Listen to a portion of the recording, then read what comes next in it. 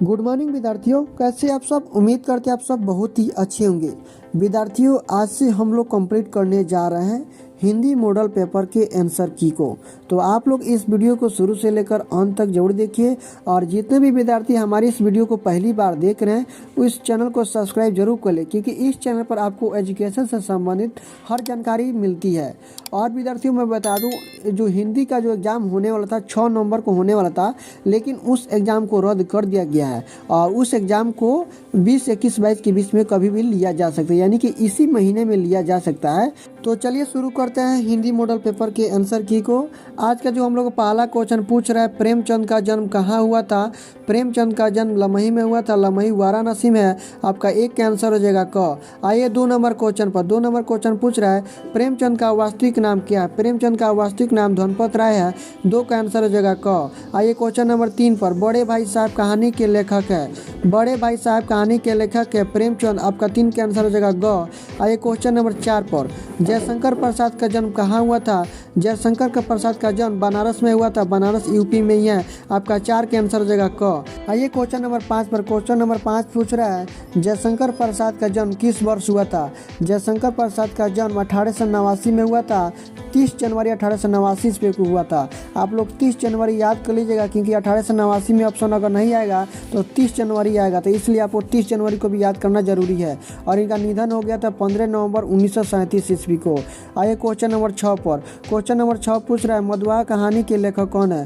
मधुआ कहानी के लेखक कौन है। क्वेश्चन नंबर 6 का आंसर हो जाएगा क, जयशंकर प्रसाद। क्वेश्चन नंबर 7 पाइए, प्रेमचंद का जन्म किस वर्ष हुआ था। प्रेमचंद का जन्म 1880 में हुआ था। क्वेश्चन नंबर 8 पाइए, प्रेमचंद का निधन किस वर्ष हुआ था। तो 8 का आंसर हो जाएगा ख, 1936 में हुआ था। क्वेश्चन नंबर 9 पाइए, प्रसाद का निधन कब हुआ था। प्रसाद का यानी कि जयशंकर प्रसाद का निधन कब हुआ था। वही बात यहाँ पर आ गया 1937 ईस्वी में गई। 15 नवंबर 1937 ईस्वी को जयशंकर प्रसाद का निधन हो गया था। आइए क्वेश्चन नंबर 10 पर। प्रसाद किस युग के रचनाकार थे। प्रसाद किस युग के रचनाकार थे। तो छायावाद युग के रचनाकार थे। 10 का आंसर हो जाएगा ग। आइए क्वेश्चन नंबर 11 पर। बड़े भाई साहब कहानी में किसको महत्व दिया गया। खेल को दिया गया। आपका 11 का आंसर हो जाएगा ग। क्वेश्चन नंबर 12, ठाकुर सरदार सिंह किस कहानी के पात्र है। ठाकुर सरदार सिंह किस कहानी के पात्र है। तो बड़े घर की बेटी का पात्र है। आपका आंसर हो जाएगा 12 का घ। आइए क्वेश्चन नंबर 13 पर। पंच परमेश्वर किसकी कहानी है। प्रेमचंद की है। आपका 13 के आंसर हो जाएगा घ। 14 नंबर, सदगदी कहानी के लेखक कौन है। प्रेमचंद है। 14 के आंसर हो जाएगा क। 15 नंबर, सावा शेर गेहूँ कहानी के लेखक कौन है। ऑप्शन 15 का हो जाएगा ख, प्रेमचंद। क्वेश्चन नंबर 16, बड़े घर की बेटी कहानी के लेखक है। बड़े घर की बेटी कहानी के लेखक है प्रेमचंद। आपका 16 के आंसर हो जाएगा ग। आइए क्वेश्चन नंबर 17 पर। पूस की रात कहानी के लेखक। पूस की रात कहानी के लेखक प्रेमचंद है। 17 के आंसर हो जाएगा घ। 18 नंबर, कफन कहानी के लेखक कौन है। कफन कहानी के लेखक आपका ख हो जाएगा, प्रसाद, यानी कि जयशंकर प्रसाद है। आइए क्वेश्चन नंबर 19 पर। आकाशदीप कहानी के लेखक कौन है। आकाशदीप कहानी के लेखक जयशंकर प्रसाद है। आपका 19 का आंसर हो जाएगा ख। 20 नंबर पाइए, विराम चिन्ह कहानी के लेखक। विराम चिन्ह कहानी के लेखक जयशंकर प्रसाद है। आपका आंसर हो जाएगा 20 का ख। पुरस्कार कहानी के लेखक कौन है। प्रेमचंद होगा। आपका 21 के आंसर हो जाएगा क। बसंत आ गया निबंध के लेखक कौन है। 22 के आंसर हो जाएगा आपका आचार्य हजारी प्रसाद द्विवेदी, यानी कि 22 के आंसर आपका हो गया क। आइए क्वेश्चन नंबर 23 पर। क्वेश्चन नंबर 23 पूछ रहा है, बसंत आ गया किस प्रकार का निबंध है। बसंत आ गया किस प्रकार का निबंध है। इस क्वेश्चन को मैं आप सभी के लिए छोड़ा हूँ। आप सब इसका आंसर बताइएगा कमेंट सेक्शन में, इसका आंसर क्या होगा। आइए क्वेश्चन नंबर 24 पर। आचार्य हजारी प्रसाद द्विवेदी का जन्म कहाँ हुआ था। आचार्य हजारी प्रसाद द्विवेदी का जन्म बलिया में हुआ था। आपका 24 का आंसर हो जाएगा ग। आचार्य हजारी प्रसाद द्विवेदी का जन्म किस वर्ष हुआ था। तो आपका ऑप्शन हो जाएगा 1907। देखिए इसमें 1902, 1905, 1907, 1910 दिया हुआ है ना, तो इसका आंसर होगा आपका 25 का 1907, क्योंकि बहुत टाइम कुछ दूसरा भी आंसर दिया हुआ है, लेकिन 1907 आप लोग याद कर लीजिएगा। आचार्य हजारी प्रसाद द्विवेदी का जन्म 1907 में ही हुआ था। आइए क्वेश्चन नंबर 26 पर। मंदिर और राजभवन के लेखक कौन है।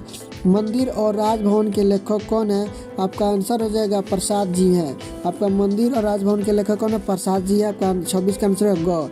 दिनकर का जन्म कहाँ हुआ था? सिमरिया में हुआ था। दिनकर का जन्म सिमरिया में हुआ था, यानी कि 27 का आंसर हो जाएगा क। दिनकर की जन्म तिथि क्या है? दिनकर की जन्म तिथि क्या है? 28 नंबर क्वेश्चन का आंसर होगा ख, 23 सितंबर। उसके बाद 29 नंबर क्वेश्चन पूछ रहा है दिनकर का जन्म किस वर्ष हुआ था? तो 1908 में हुआ था। देखिए यहाँ पर 2 क्वेश्चन बना दिया है, किस तिथि और किस वर्ष।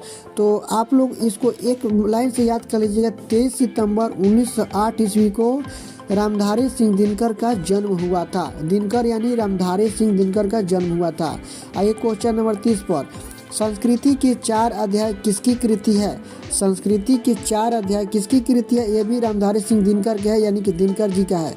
आइए क्वेश्चन नंबर 31 पर, दिनकर की प्रसिद्धि किसके रूप में है?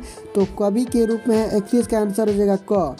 32 नंबर, दुर्मुख खरगोश किसकी रचना है? दुर्मुख खरगोश किसकी रचना है? एक आपका 32 का आंसर हो जाएगा क, महादेवी वर्मा की। महादेवी वर्मा का जन्म, क्वेश्चन नंबर 33, महादेवी वर्मा का जन्म किस प्रदेश में हुआ था? उत्तर प्रदेश में हुआ था।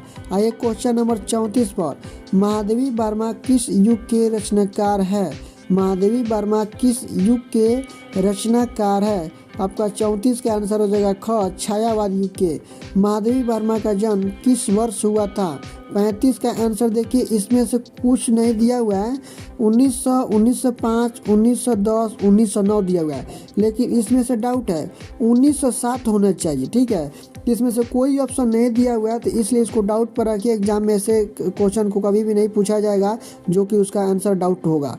तो इसका आंसर आप लोग याद कर लीजिएगा, 1907 होगा। महादेवी वर्मा का निधन किस वर्ष हुआ था? तो निधन इनका हुआ था 1987 ईस्वी में। आइए 36 नंबर क्वेश्चन हो गया, तो 37 नंबर पहुंचिए। 37 नंबर क्वेश्चन पूछ रहा है अतीत के चलचित्र किसका संस्मरण संग्रह है? आपका 37 का आंसर हो जाएगा क, महादेवी वर्मा की। 38 नंबर, स्मृति की रेखाएं किसकी संस्मरण संग्रह है? स्मृति की रेखाएं किसकी संस्मरण संग्रह है? 38 का आंसर हो जाएगा क, प्रसाद जी की। भारतेंदु हरिश्चंद्र का जन्म कहाँ हुआ था? भारतेंदु हरिश्चंद्र का जन्म कहाँ हुआ था? 39 का आंसर हो जाएगा क, बनारस में हुआ था। और कब हुआ था पूछेगा तो आपका आंसर, यानी कि नीचे पूछा हुआ है भारतेंदु हरिश्चंद्र का जन्म किस वर्ष हुआ था, तो यहाँ पर ऑप्शन हो गया क, 1850 में हुआ था। ठीक है, और निधन कब हुआ तो पूछेगा तो 6 जनवरी 1885 ईस्वी को था निधन। 41 नंबर क्वेश्चन में पूछा हुआ है भारतेंदु का निधन कब हुआ था, तो 6 जनवरी 1885 ईस्वी को हुआ था। और भारतेंदु के पिता का नाम क्या था? तो गोपाल चंद्र था। अब क्वेश्चन नंबर 42 में पूछा हुआ है भारतेंदु के पिता का नाम क्या था? तो गोपाल चंद्र था। क्वेश्चन नंबर 43 पूछ रहा है कुछ आप बीती कुछ जग बीती किसकी रचना है? यह जो रचना है भारतेंदु हरिश्चंद्र की रचना है। क्वेश्चन नंबर 43 का ख हो जाएगा। आइए 44 पर, कुछ आप बीती कुछ जग बीती किस विधा की रचना है? संस्मरण विधा की रचना है। 44 का हो जाएगा ग। 45 नंबर पाइए, भारतेंदु ने इनमें से किसकी पत्रिका का संपादन नहीं किया है? देखिए इसमें से हमारे हिसाब से सभी का सभी लग रहा है, तो इस क्वेश्चन को आप लोग डाउट में रखिए कि कवि वचन सुधा, आनंद कंदामनी, बाल बोधिनी, हरिचंद्र चंद्रिका, ये सब उनका ही कोई संपादन लगता है, इसलिए इसको डाउट में रखिए और देखकर अगले वीडियो में बता दूंगा आप सभी को। आइए क्वेश्चन नंबर 46 पर, कवियों की उर्मिला विषयक उदासीनता के लेखक कौन है? महावीर प्रसाद द्विवेदी आपका हो जाएगा, आंसर हो जाएगा 46 का ग। 47 नंबर पाइए, आचार्य महावीर प्रसाद द्विवेदी का जन्म किस प्रांत में हुआ था? आचार्य महावीर प्रसाद द्विवेदी जन्म किस प्रांत में हुआ था? उत्तर प्रदेश प्रांत में हुआ था। क्वेश्चन नंबर 48 पाइए, आचार्य महावीर प्रसाद द्विवेदी किस पत्रिका के संपादक थे? तो सरस्वती थे। आपका 48 के आंसर हो जाएगा घ, सरस्वती। 49 पाइए, कवियों में उर्मिला विषयक उदासीनता के लेखक आचार्य महावीर प्रसाद द्विवेदी, यानी कि 49 का आंसर हो जाएगा ख। आइए 50 नंबर पर, कवियों में उर्मिला विषयक उदासीनता किस विधा की रचना है? तो आपका आंसर हो जाएगा निबंध। हम लोगों ने 50 तक पूरी तरह से कंप्लीट कर लिया और 50 के बाद अगला वीडियो में आएगा, क्योंकि वीडियो ज़्यादा लंबा होने जा रहा था तो वीडियो को थोड़ा शॉर्ट कर दिया हूँ। अगले वीडियो में 50 के बाद आएगा। लगभग हम लोग को 300 आंसर की को कंप्लीट करना है, तो 300 आंसर की को हम लोग 15 नवंबर से पहले कंप्लीट कर लेंगे और 16 नवंबर को आप सभी से मैं एक टेस्ट लूँगा हिंदी का, तो आप लोग तैयार रहिएगा और अच्छी तरह से तैयारी जरूर कीजिएगा। तो चलिए विद्यार्थियों, फिर से मिलते हैं किसी और वीडियो के साथ। तब तक के लिए आप देखते रहिए न्यूज़ पॉइंट। जय हिंद, जय भारत।